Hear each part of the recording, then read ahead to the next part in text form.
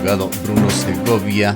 Él es asambleísta ex Pachacútico independiente, miembro de la Comisión de Fiscalización de la Asamblea. Vamos a hablar sobre estos temas relacionados con fiscalización en la Asamblea, pero es ineludible conocer su punto de vista, abogado Segovia, sobre el proyecto Creando Oportunidades que llegó a la Asamblea y que tendrá que ser tratado de forma urgente en un periodo de solamente 30 días. Muy buenos días, doctor. Muchas gracias por la invitación. Un saludo a la ciudadanía. Vamos a analizar el proyecto, el discurso de presentación del señor presidente, plausible. La intencionalidad es la que hay que ver. Estamos definitivamente en contra de que se conculquen derechos de los trabajadores. No puede haber dos leyes o dos códigos del trabajo.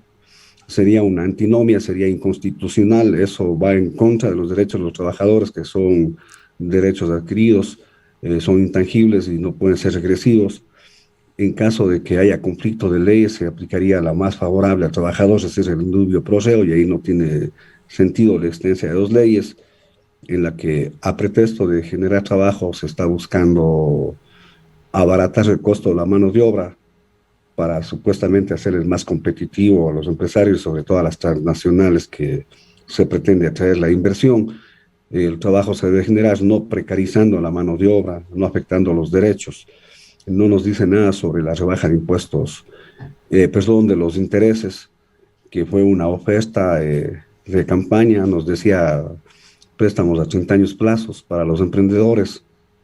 Uno de los costos fundamentales en la producción de bienes y servicios es el costo del capital, y con un interés del 30% hace que la mayoría de emprendedores y la gente que realiza actividades productivas lo haga para pagar los intereses altísimos de la banca.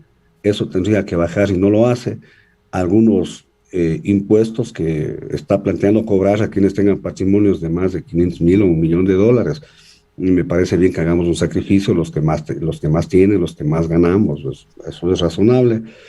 Se va a analizar detenidamente en la Asamblea y se tomará una posición. No debe haber una imposición ni chantaje. Si no me aprueban, vamos a la consulta popular. Si desea hacerlo, él debería hacerlo, y le retamos que lo haga, pero que ponga también su cargo a disposición del pueblo. En democracia, la máxima expresión de la voluntad popular pues es el voto, y que no chantajee, sino que pongamos a disposición del pueblo tanto al Ejecutivo como al Legislativo, y si es que él dice que tiene la aceptación del 7%, del 70%, el 80%, y si el pueblo ecuatoriano apoya y decide que la Asamblea nos vayamos a la casa y que el presidente se queda legitimado con 70, 80%, pues que imponga el plan económico que él crea conveniente. Usted, abogado Segovia, hay que dialogar no se con todos los pertenece sectores, ya... si me permite, doctor, con todos los sectores de la Asamblea, que representamos grandes sectores de la sociedad también. Ya. Usted no se pertenece ya al bloque de Pachacuti, de hecho es un asambleísta independiente, por tanto no puede hablar en función de un bloque, pero sí conoce las diversas expresiones que se han dado en la Asamblea por parte de algunos de los integrantes del bloque, como UNES, que hace hincapié en una posible inconstitucionalidad del proyecto al ser multifacético, cuando un proyecto que sea presentado como económico urgente debería tratar una sola materia, o el Partido Social Cristiano, que de antemano dice que se opondrá a la imposición de nuevos impuestos. Más allá del análisis del fondo del proyecto, hablemos sobre el procedimiento y lo que pueda venir en la Asamblea. ¿Qué cree usted va a pasar escuchando a sus compañeros legisladores en sus primeras reacciones el día de ayer? ¿Cuál cree que va a ser la hoja de ruta que sigue este proyecto en la Asamblea y cuál el desenlace? Pues existen múltiples posibilidades que usted ya le ha mencionado, que podría ser la intención del gobierno de llegar a la muerte cruzada. Creo que es una posición extrema, pero está dentro del marco de las posibilidades. Otra posibilidad extrema es la de que este proyecto no sea tratado como oportunidad en la Asamblea y en 30 días sea aprobado tal y como ha sido presentado por el Ministerio de la Ley. ¿Qué piensa usted va a suceder? Yo no creo que vaya a pasar por el Ministerio de la Ley, porque hay una decisión de la Asamblea de tratar este proyecto. Hay algunas posiciones que se han manifestado, están en contra. Yo creo que no va a pasar tal como está este proyecto, en verdad es inconstitucional, pero bueno, más allá de discusiones, no hay los votos necesarios para aprobar el proyecto, según se han manifestado en diferentes bancadas, igual compañeros, ex compañeros de Pachacuti han conversado que no van a aprobar. ¿Qué cabría aquí? No una imposición, prueba válido de que hay una lectura errónea. Yo gané las elecciones con 5 millones de votos. Yo gané por la adhesión popular. Yo diría, señor Lazo ganó por temor popular. En segunda vuelta, lastimosamente, por temor al otro candidato. Pero más allá de lo que podamos hablar de fraudes y cosas, es, al tener solamente 12 asambleístas, hoy dice que tienen 26, como por arte de magia, no sé cómo lo hicieron, pero bueno, tiene minoría en la asamblea, ganó solo en dos provincias en primera vuelta. Eso hace que él no pueda imponer su voluntad. ¿Qué tiene que hacer? Dialogar. Pero no ha dialogado. O sea, no se puede ir a imponer un proyecto económico si él es el presidente, desde luego que sí, pero hoy no tiene mayoría en la Asamblea. En la Asamblea están representadas diferentes posiciones políticas e ideológicas. Tiene que dialogar. Debemos pensar en el bien del país. Que tenemos crisis, sí, hay que reducir gasto, desde luego, pero no vayamos por más débil. Hay que generar empleo, pero ¿cómo queremos hacer que generar empleo? Precarizando el trabajo. Hay que sentarse a conversar, habrá puntos de encuentro, no vamos a estar de acuerdo en todo, pero el legislativo no puede imponer su agenda al presidente, ni a la inversa el presidente bajo amenaza a imponer. Lo saludable sería dialogar. Dialogar, estos son los problemas del Ecuador, necesitamos generar empleo, a ver cómo vamos a hacer. Incluso el otro día yo manifestaba, ¿por qué no hacer una reunión pública y transparente ante los ojos de todo el Ecuador sobre los temas que afectan a la economía ecuatoriana? ¿Cómo plantea generar empleo el señor Lazo? ¿Cómo los diferentes bloques plantean solucionar el problema del empleo, por ejemplo? Conversemos, se debata y luego se tome decisiones, pero no bajo imposiciones. Esa es la recomendación que haría. Este proyecto, con toda seguridad, no va a pasar y vamos a ver si es que quieren chantajear, pues no deberían hacerlo, no deberían hacerlo. ¿Está seguro que tiene mayoría? Listo, llamemos a la muerte cruzada y que sea el pueblo el que decida. En todo caso, Alexandra Vela, la ministra de Gobierno, ministra de la Política, ha señalado que el día lunes estará en la Asamblea tratando de catalizar el diálogo y aspirando al apoyo de los legisladores. Veremos qué es lo que sucede.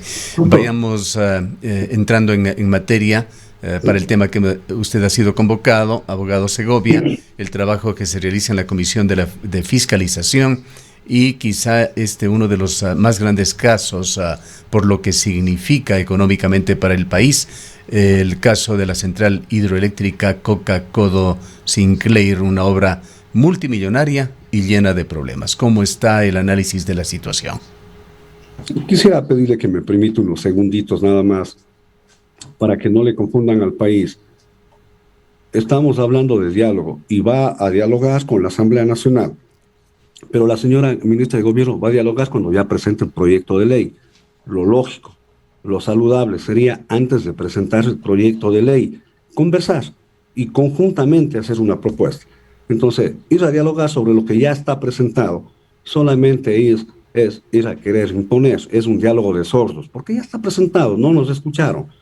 ¿Va a dialogar conmigo sobre qué? ¿Qué podría decir yo a estos Pero ratos? no participó usted, abogado Segovia, no participaron legisladores en los diálogos previos. El gobierno señalaba que se han dado por lo menos 54 mesas de trabajo sobre este proyecto. No es verdad, eso es lo que manifiestan, no nos han participado, hay la imposición, por eso mismo que los bloques están cuestionando, y si no que digan, nos reunimos tal fecha, tal hora, están de acuerdo, y que diga con nombre y apellido quiénes asambleístas, qué bloques asistieron, quiénes estaban de acuerdo y por qué ahora están en contra. Que den a conocer al país, y sería bueno. Bien, vayamos al otro tema, Coca-Cola Sinclair. Doctor, este es un país que ya vamos perdiendo la capacidad del asombro. Sin duda es un proyecto emblemático. La intencionalidad creo que es muy buena. Recordemos que años atrás éramos rehenes de las barcazas cuando nos vendían energía eléctrica en barcazas y hacían negocios particulares. Este proyecto emblemático que en principio es muy bueno, no hay duda, para el cambio de la soberanía, para la matriz energética, perdón, plausible, muy bueno, pero en la forma que se hace con los sobreprecios y sobre todo como nos daban en el reportaje más de 7.000 fisuras, hay una serie de desperfectos, fallas de cálculos estructurales, y la erosión regresiva que va a hacer que en poco tiempo el proyecto quede inservible. Y lo más horroroso es que quien hace la fiscalización del proyecto es una empresa mexicana. Y la misma empresa mexicana es la que administra, es la que tiene que decir si está bien o no la obra, si se recibe o no. Y un gerente que recibe la obra y se escuda dice, yo revisé un informe de fiscalización y fiscalización dice que está correcto y que reciban la obra. Yo hice eso. Le preguntamos, oye, usted es gerente, usted iba a Coca-Cola Sinclair, a las oficinas, conversaba con sus subalternos, escuchaba lo que estaba pasando, porque todo el mundo desde el principio sabe que ya la obra tenía problemas. A los 72 horas, como dice el reportaje, ya tiene desperfectos terribles. Oiga, ¿usted se enteró? No. Después dice, sí, pero no era mi competencia, yo confié en fiscalización. Se escuda con eso para hacer una obra que está mal hecha, concretamente lo que dijo el gerente actual, mal hecha y con tremendo sobreprecio, y que si no se toman correctivos está a punto de colapsar. ¿Cuál No se es puede el jugar con el sobreprecio estimado? patrimonio. Bueno, el proyecto creo que decía 1.200 millones, termina pagando 3.300 millones de dólares. Eso es lo que están, o nos comentaban el gerente actual, que incluso la decisión de ellos es no recibir la obra, o sea, no recibir definitivamente, porque la recepción es provisional y ya la definitiva no van a hacer. Tenía una serie de cláusulas por incumplimiento, una serie de garantías que no han hecho efectiva, y recién estos días están presentando una demanda en Chile, en la Cámara de Comercio, en el Centro de Mediación y Arbitraje, recién ahora, después de algunos años que han pasado, que se han visto estos desperfectos, estos contratos atados a préstamos chinos, pero atado a que se haga con empresas chinas. Pero lo más curioso es que las empresas chinas no realizan las obras de ingeniería ni nada de eso, sino subcontratan con empresas ecuatorianas, entonces, y con sobreprecios y fiscalización, Que ha sido una un compañía modus mexicana. operandi en todos los frentes, no solamente en las centrales En toda hidroeléctricas, la, también en las en carreteras. Cuénteme, abogado Segovia, si es que esta fiscalización que están haciendo a Coca-Cola Sinclair es exclusiva, o están haciendo fiscalización también a otros proyectos hidroeléctricos. Aquí cercanamente tenemos en el proyecto Paute el caso de Sopladora, otro proyecto que tuvo por lo menos 400 recomendaciones de Contraloría de temas que tenían que subsanarse, que pasaron años para que hace pocos meses se realice allí sí, entre gallos y medianoches, en alguna notaría de Quito, un acto de entrega-recepción, que no sabemos si es provisional o definitiva, pero están en todo caso fiscalizando también Sopladora y otros proyectos hidroeléctricos. Sí, se van a hacer todos, incluso de las universidades. Estamos en comparecencias ahorita, la Yacha, la CIAN y la Universidad de las Artes. En esta comisión hemos estado trabajando de lunes a domingo, y sí, se van a tratar todos. La Coca-Cola Sinclair es la primera que estamos haciendo de las hidroeléctricas, pero vienen las otras, vienen las universidades y también la refinería. Hay como unos 62 casos que vamos a investigar eh, durante este periodo. Esperemos que avancemos a hacerlo todos. Yeah. Y aquí quizá cabe una sugerencia, abogado Segovia. Usted conoce sobre los efectos del centralismo y ese abandono que tiene la provincia de la SUAY. Pues esto funciona también en materia de comunicación.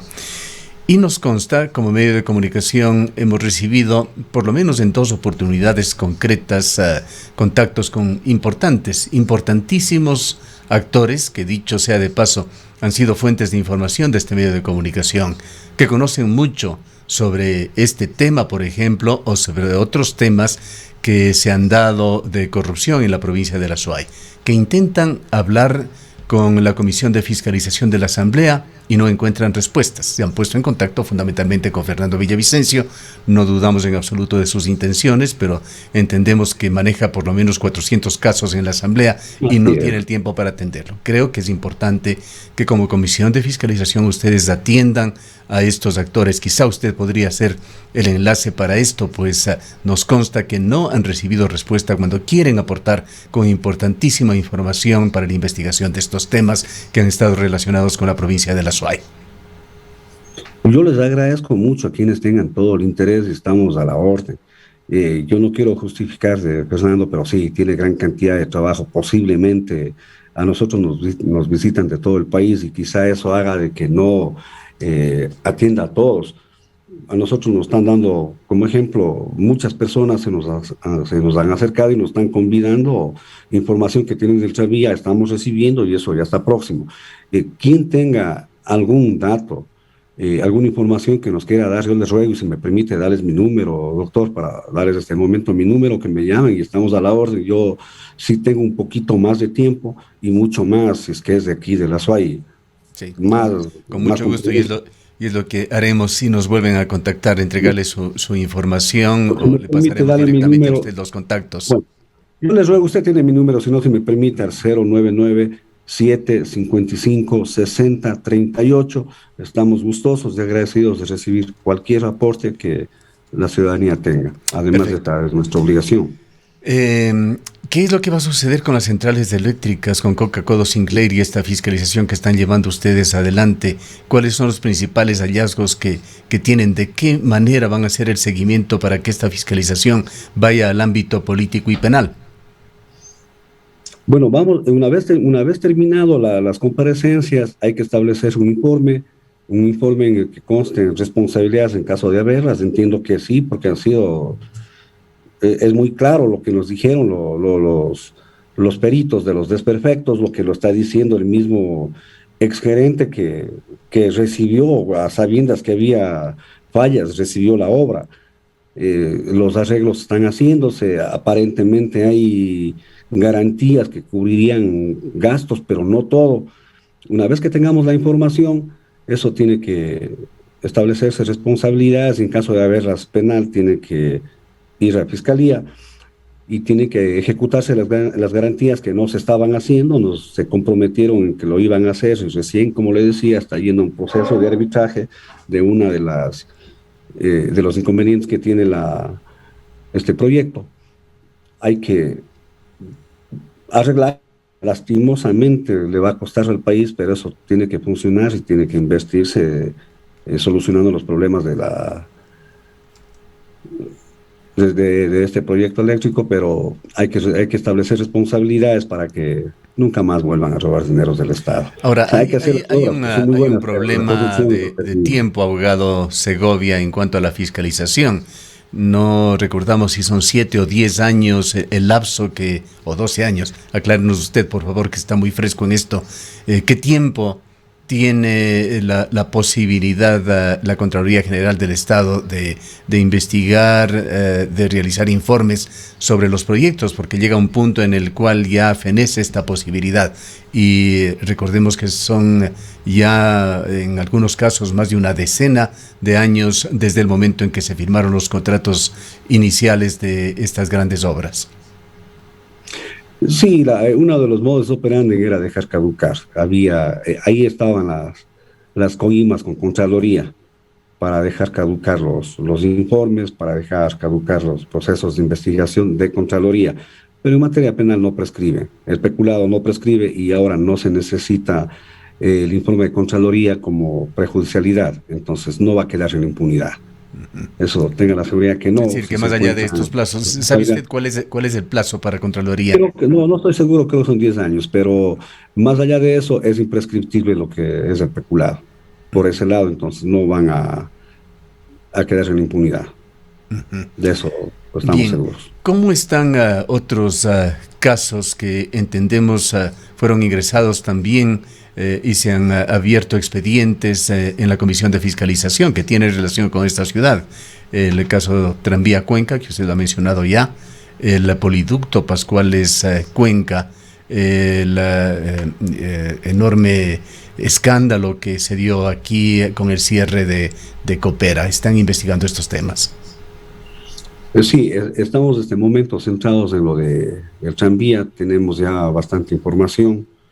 Eh, yo les he pedido por responsabilidad, no puedo adelantar, pero sí hay una serie de irregularidades que tienen que responder.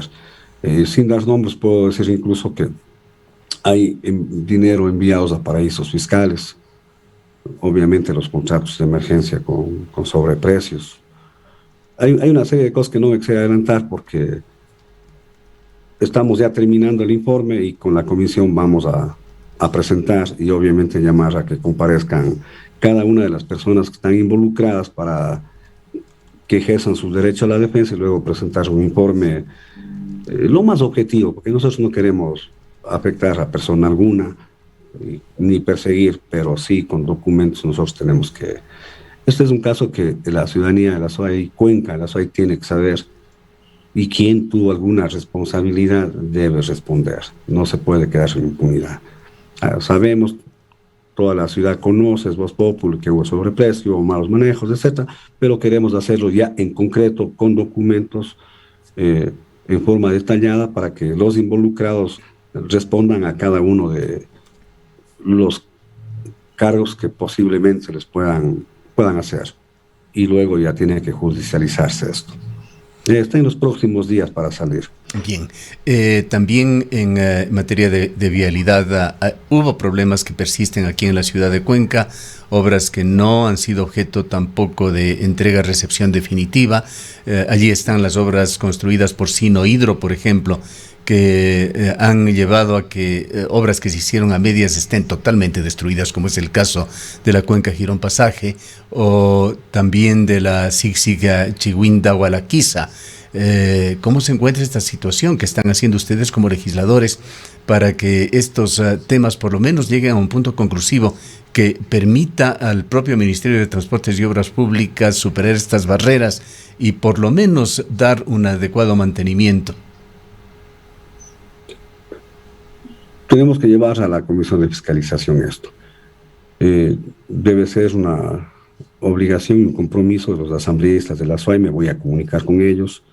Tenemos un contacto con los compañeros para poner énfasis en esto. A este rato nosotros, debo ser honesto, hemos estado dedicados a la tarea de fiscalización, sobre todo en los temas que le acabo de mencionar, pero este es un tema importantísimo y muchísimas gracias por tocar este tema.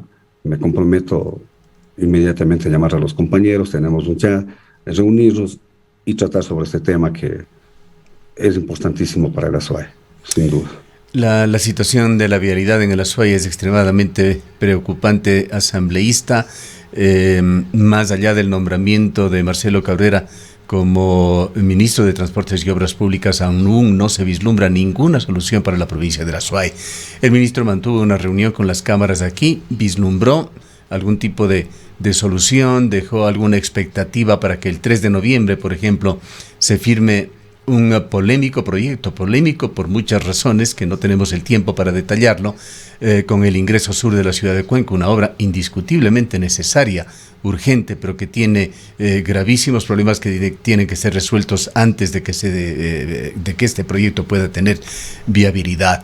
Están pendientes, por ejemplo, terminar los estudios de la vía de 4 carriles hasta el puente Europa, un proyecto que ha estado siendo estudiado por más de 8 o 10 años.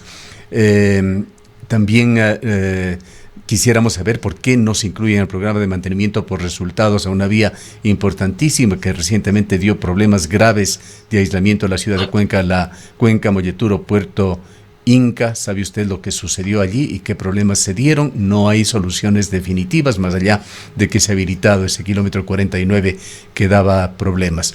El ministro Cabrera, en cada locución que tiene, señala de que no hay recursos en el país, que no hay recursos para la provincia de Azuay, pero en contraste, vimos hace muy pocos días que entregó $5 millones, por ejemplo, el Consejo Provincial de Loja. Azuay, hasta el momento, más allá de los mantenimientos urgentes, indispensables, obligados por las circunstancias, no recibe aún atención, y allí sí tienen ustedes una obligación, si bien no es específicamente el papel de los legisladores hacer o impulsar obras, sí tienen que fiscalizar el funcionamiento del Estado y se requiere una mayor exigencia al Ejecutivo, a sus dependencias, en este caso al Ministerio de Transportes y Obras Públicas, para que por lo menos se definan las cosas, las intenciones, los proyectos con la provincia de La Suay. Bueno, ha sido una constante y un reclamo de los cuencanos y azuayos, aunque sea repetitivo, pero desde Riobamba al norte es otro Ecuador y al sur el abandono total. Y no ha servido de nada, y incluyo que hayamos tenido asambleístas, que hayamos tenido ministros, y hoy el ministro de Obras Públicas, y no atendamos a la SUAY. Tributamos más de 800 millones de dólares, pero en obras no se invierte aquí en la SUAY. Eso tiene que cambiar y sí tenemos que, si bien no es facultad nuestra hacer obras, como usted bien dice, fiscalizar, sí podemos llamarle al ministro a que responda por qué no atiende a la SUAY, sin estar pidiendo obras, sino atienda a la SUAY las diferentes necesidades que tiene.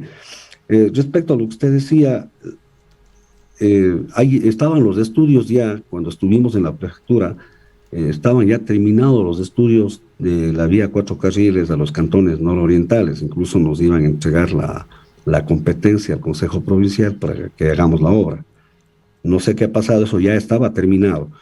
El acceso sur está cuestionado incluso desde el contratista, que tiene problemas con el Estado de incumplimientos y actos de corrupción. Eso habría que revisarlo cómo está. Pero es una pena que incluso tenemos un ministro cuencano, exalcalde, exprefecto, sabe la situación que vive nuestra ciudad y provincia. Él sabe que es un clamor de todo el Azuay de que se hagan obras porque nos merecemos y para eso tributamos, y se hagan en otro lado, se entreguen dinero en otro lado y no se lo haga acá en el Azuay. También vamos a tomar carta en el asunto y llamarle al señor ministro para que nos explique por qué la desatención al Azuay. Se dijo en una de las pocas alusiones a este proyecto de la vía 4 carriles a Gualaceo que había estado guardado en un cajón archivado en la zonal 6 y el proyecto realmente no estaba recibiendo ninguna atención. Fue una serie de disuasivos y de declaraciones que llevaron a a un engaño nuevamente sobre este tema que se dilata por años. Antes del cierre quisiéramos también preguntarle, abogado Segovia, ¿cuál es su posición con respecto a Quimsacocha? Usted llegó a la Asamblea a través de ese gran proyecto de defensa de las fuentes de agua que lo presentó conjuntamente con Yacu Pérez, pero el gobierno ha hecho anuncios ya clarísimos de que Quimsacocha va a ser explotado. Este es ya parte del proyecto minero que aspira el gobierno de Lasso a exportar en el marco de su gobierno unos 4.000 millones de dólares de los actuales, son cifras del gobierno, 900 millones de dólares, es decir, se va a cuadruplicar la explotación minera. El proyecto Quimsacocha ha sido mencionado conjuntamente con otros dos como ya inminentes y su explotación se iniciaría tan pronto como el próximo año. Hasta el momento no hemos escuchado voces de nuestros representantes que den su opinión siquiera, menos se opongan a este proyecto mientras las cosas siguen en marcha. Guillermo Lasso viene reuniéndose cada 15 días con las cámaras de la minería, con las empresas mineras, así lo ha dicho él mismo públicamente, mientras aquí nuevamente las protestas que se dan se quedan solamente en Cuenca, no llegan a oídos de quienes tiene que llegar. Bueno, es una pena que el señor Lasso, para ganar las elecciones, se declaró ecologista, tomó casi todo el programa de gobierno de Yacu Pérez, libre ingreso a la universidad, rebaja tasa de intereses, pero se declaró ecologista y hoy apuesta al extractivismo. Pero se está olvidando de la consulta popular, se está burlando de la voluntad popular de los cuencanos. En las urnas decidimos y dijimos no a la minería metálica en fuentes de agua, no a la explotación de Quimsacocha. Y eso lastimosamente no está respetando, y eso va a hacer que haya un conflicto social. Los cuencanos, entiendo que la mayoría, no vamos a permitir eso, va a haber un conflicto social. Nosotros hemos estado siempre en el activismo antiminero, y le comento que el día martes 29 nos vamos a reunir en la FOA. Nos vamos a reunir en la FOA justamente con los sectores que han trabajado en esta lucha antiminera para llevar actividades. Se presentó a nivel nacional y Acuper es una consulta popular para declarar al Ecuador libre de megaminería metálica en fuentes de agua. Todavía no le han dado respuesta a la Corte Constitucional, pero aquí en el Azuay debemos unirnos todos, más allá de posiciones políticas, que es saludable que los haya además, pero eso es la defensa de nuestra vida, de nuestra naturaleza, y es el agua de nuestros hijos. No vamos a redundar porque hay ya una conciencia sobre este problema y sobre todo hay una decisión popular. En Girón se ganó una consulta popular y en Cuenca también en contra de la explotación de Quimsacocha, y eso tiene que ser respetado. No se debe ir en contra de la voluntad de los cuencanos. Esto sería una afrenta y no es un capricho de una o dos personas. Es la decisión de toda una población que en las urnas dijo no a la minería, y eso debe respetarse. Y vamos a hacerlo respetar. En la Asamblea hay muchos compañeros que también hemos estado en el activismo antiminero, sobre todo en Pachacuti, que hemos estado más vinculados con esto, y hay otros sectores también que optan por la ecología, optan por la defensa de la Casa Grande. El proyecto minero, todos los proyectos mineros no van a generar más de 800 millones de dólares al año.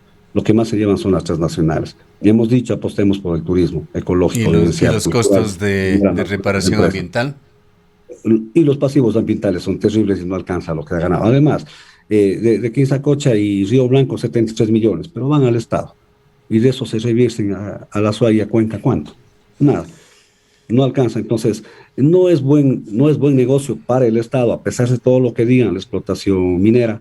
Debemos apostar. Sigamos el ejemplo de Costa Rica, de Europa, Estados Unidos, Canadá, el turismo.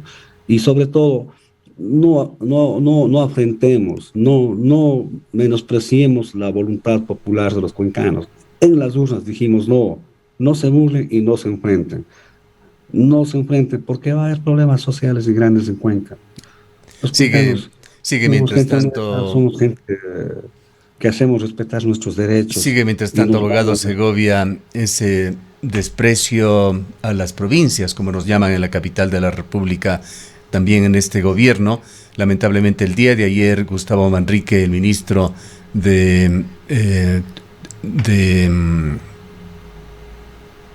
perdóneme el lapsus,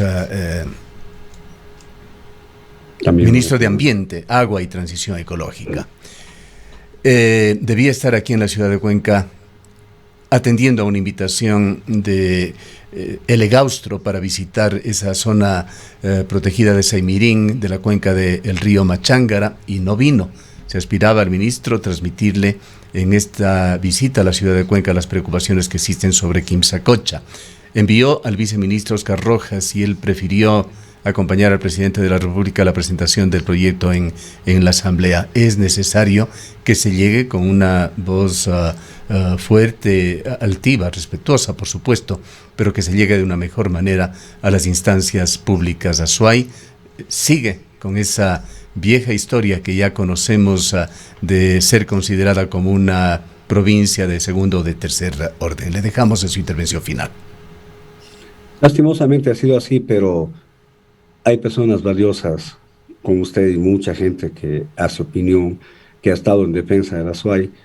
Lastimosamente ha habido autoridades que no han cumplido su rol, pero es hora que los azuaños nos unamos, hagamos un frente y pongamos un paro a esto, sobre todo lo de Quimsacocha. Yo creo que ahí es dignidad y respeto para los cuencanos. Esta es una afrenta. No se puede burlar la voluntad popular. Por más gobierno que sea, por más importante que sea, por más proyectos o intenciones que el señor Lasso tenga, él está revestido de la voluntad popular. Dice, yo gané en las urnas, sí, muy bien, respete la voluntad del pueblo que en las urnas dijo no a la explotación minera en Quimsacocha. Ese debería ser nuestro compromiso de todos los cuencanos. Y de paso, pues reclamar también el abandono y el centralismo. Sería una buena plataforma de todos los sectores sociales de la Azuay, que nos unamos. Aquí que no haya tintes políticos, que no haya banderas, sino la bandera sea Cuenca, sea nuestros páramos, sea nuestra agua. y también los derechos de todos los cuencanos. Esa sería la propuesta para nosotros enfrentar los dos problemas que tenemos frente al gobierno central. Bien, gracias, abogado Segovia. Cuenca espera realmente una actuación de sus legisladores en defensa de esta provincia, de esta región, y para solucionar tantos problemas que afectan a la población de la provincia de la Azuay y del sur del país. Han escuchado al abogado Bruno Segovia, es asambleísta independiente, representante en la asamblea de la provincia de la Azuay.